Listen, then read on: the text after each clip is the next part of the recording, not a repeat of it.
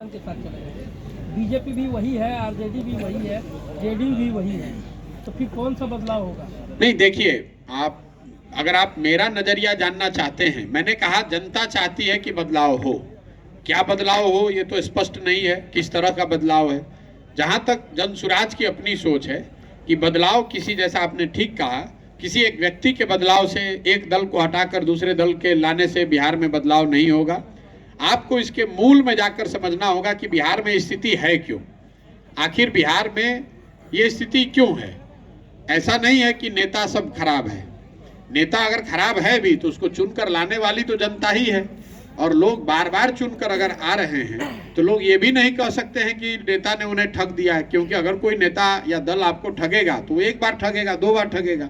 अगर 30 साल, 40 साल, 50 साल से आप ठगे जा रहे हैं तो इसका मतलब है कि कहीं ना कहीं आपके समझ में, आपके वोट करने के तरीके में गलती है।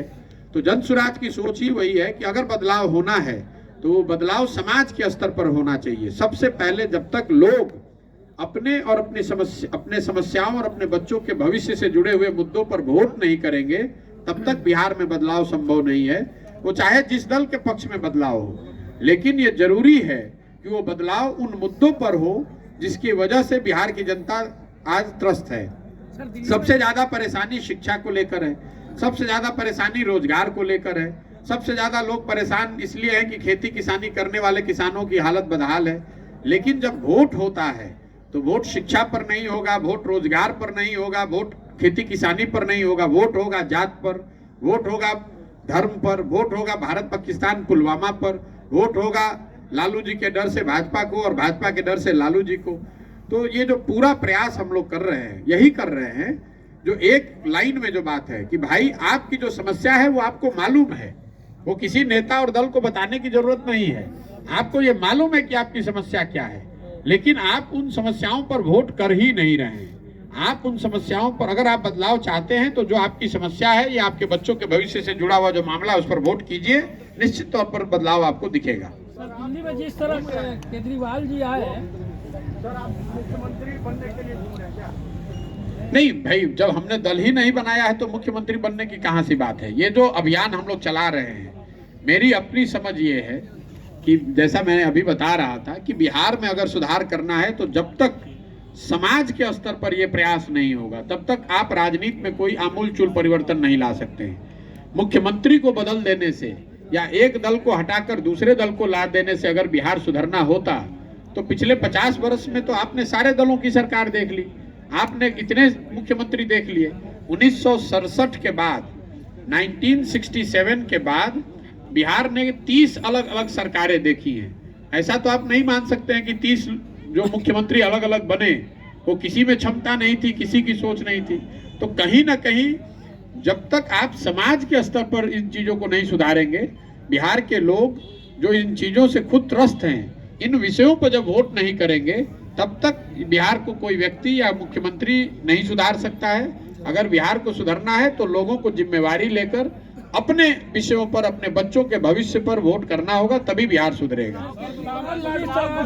तमिलनाडु पर बिहारियों पर जो हो रहा है, रोजगार नहीं है, स्कूल नहीं है, जो भी नहीं है। जब चुनाव का समय आता है तो आपकी सरकार बनवाई थी तमिलनाडु में, जैसे मोदी सरकार मान लिया जाए, वहीं से खेल शुरू होता है कि ना राम मंदिर वही बनाएंगे, ये बनाएंगे, वो जातिवाद तो वहीं से शुरू होता है। तो आखिर ये लोग कितना जागरूक हो पाएंगे? मजबूत लोगों के हाथ में टीम है। नहीं, ऐसी देखिए, ये जो बात है मजबूत लोगों की, तो मेरा ऐसा मानना है कि लोकतंत्र में जनता से मजबूत तो कोई नहीं है। जहां तक ये इल्जाम है कि नेता जो है वो जातिवाद कर रहे हैं या दल जातिवाद कर रहे हैं, ये बात ठीक नहीं है।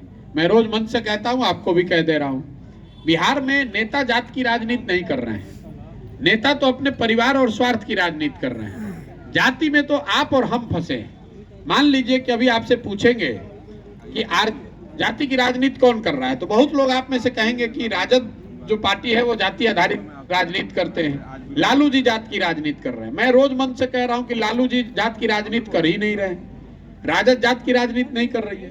अगर लालू जी जात की राजनीति करते तो ये कहते कि यादव समाज में जो सबसे काबिल आदमी है वही आदमी बिहार का मुखिया बनेगा और सारे यादव समाज के लोग हम लोग को वोट दीजिए। लालू जी ये तो नहीं कह रहे हैं। लालू जी ये कह रहे हैं कि मेरा लड़का राज्य का मुखिया बनेगा और सारे यादव समाज के लोग, आप लोग हमको वोट दीजिए। तो लालू जी तो अपनी राजनीति कर रहे हैं, अपने परिवार अपने बच्चे की राजनीति कर रहे हैं। जाति आपके हमारे दिमाग में है और लालू जी अकेले नहीं है, मांझी जी भी यही कह रहे हैं। कोई पंडित का नेता है तो वो भी यही कह रहा है, कोई कुशवाहा का नेता है तो यही कह रहा है, कोई भूमिहार राजपूत का नेता है, मुसलमान का नेता है तो यही कह रहा है।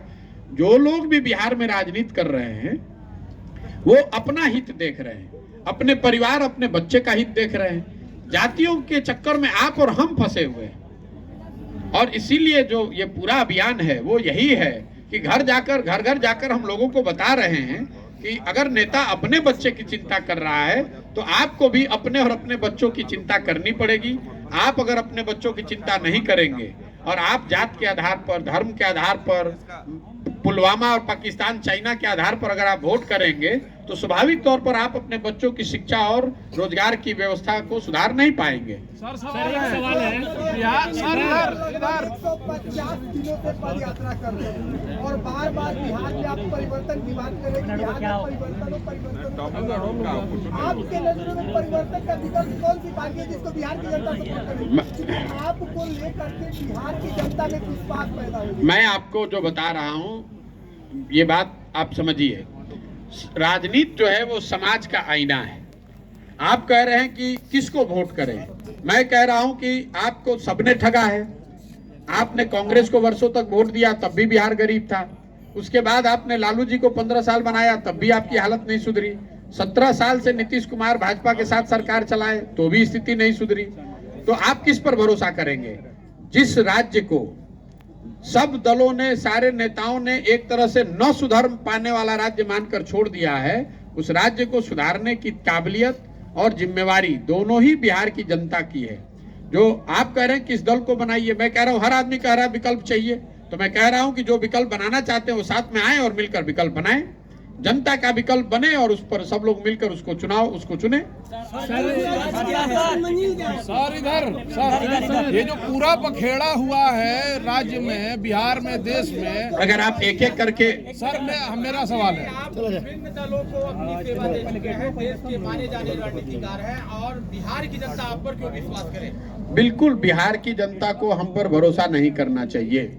मैं रोज मन से कहता हूं, आपने भी जो सवाल किया, कुछ लोगों का ये सवाल है कि आपने 2014-15 में नीतीश कुमार की मदद की और आज आप उनका विरोध कर रहे हैं, या आप ये भी कह सकते हैं कि आपने दूसरे दलों की मदद की, उनके भी आप विरोध में बोल रहे हैं। बिल्कुल ये जायज सवाल है, इसका उत्तर सुन लीजिए।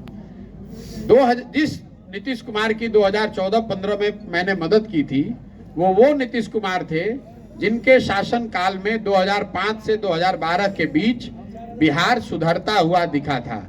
आज जिस नीतीश कुमार का मैं विरोध कर रहा हूं, आज वो नीतीश कुमार हैं जिनके शासन काल में 2015 के बाद से स्थिति बिगड़ती हुई दिख रही है।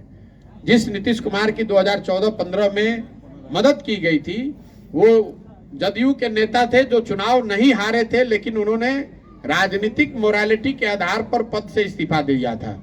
2014 में नीतीश कुमार चुनाव नहीं हारे थे, उनकी पार्टी चुनाव हारी थी, उसकी एमपी की संख्या घटकर 2 हो गई थी और नीतीश कुमार ने अपने पद से इस्तीफा देकर मांझी जी को मुख्यमंत्री बनाया था। आज वही नीतीश कुमार हैं, वो चुनाव 2020 में हार गए हैं। 243 की विधानसभा में उनके पास सिर्फ 42 विधायक हैं, फिर भी कोई ना कोई जुगत लगाकर, चाहे राजद से गठबंधन बना लें या कमल का हाथ पकड़ लें, किसी भी तरीके से उस कुर्सी पर फेविकॉल लगाकर, जुगाड़ लगाकर बैठे हुए हैं। जिस नीतीश कुमार की 2014-15 में मदद की गई थी वो नीतीश कुमार थे जिन्होंने रेल मंत्री रहते हुए गैसल असम में दुर्घटना होने पर जिसमें 290 लोगों की मृत्यु हो गई थी, रेल मंत्री रहते हुए उन्होंने पद से इस्तीफा दे दिया था इस बात को लेकर कि अगर हमारे रहते हुए इतने लोगों की मृत्यु हुई है तो मैं पद पर कैसे रह सकता हूं। जिस नीतीश कुमार का मैं विरोध कर रहा हूं ये वो नीतीश कुमार हैं जो कोरोना के दौरान हजारों लोग बिहार के मर गए, हजारों लड़के रोड पर मारे मारे पूरे देश में फिरते रहे और इस आदमी ने मुख्यमंत्री रहते हुए अपने घर से बाहर निकलकर उन बच्चों की, उन परिवारों की मदद करने के लिए कोई प्रयास नहीं किया।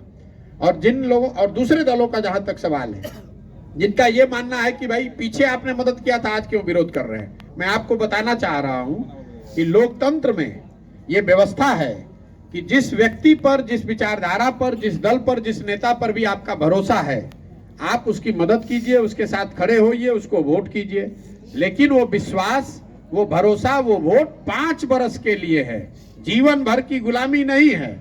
अगर आपका भरोसा था मोदी जी पर 2014 में, आपने वोट किया, इसका मतलब ये नहीं है कि मोदी जी काम करें न करें आप जीवन भर उन्हीं को वोट देते रहिएगा। नीतीश कुमार जब कुशल प्रशासक, एक सही नेता के तौर पर दिखे तो उनकी मदद की गई।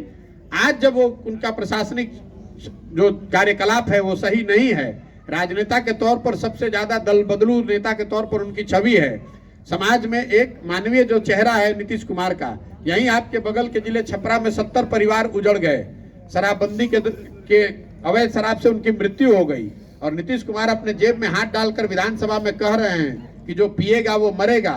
तो ऐसे आदमी का विरोध क्यों नहीं होना चाहिए? हमने उनकी 14-15 में मदद की थी, उनके लिए बंधुआ मजदूरी नहीं लिखा था। तमिलनाडु सर, तमिलनाडु बिहारियों को मारा जा रहा है, तमिलनाडु में।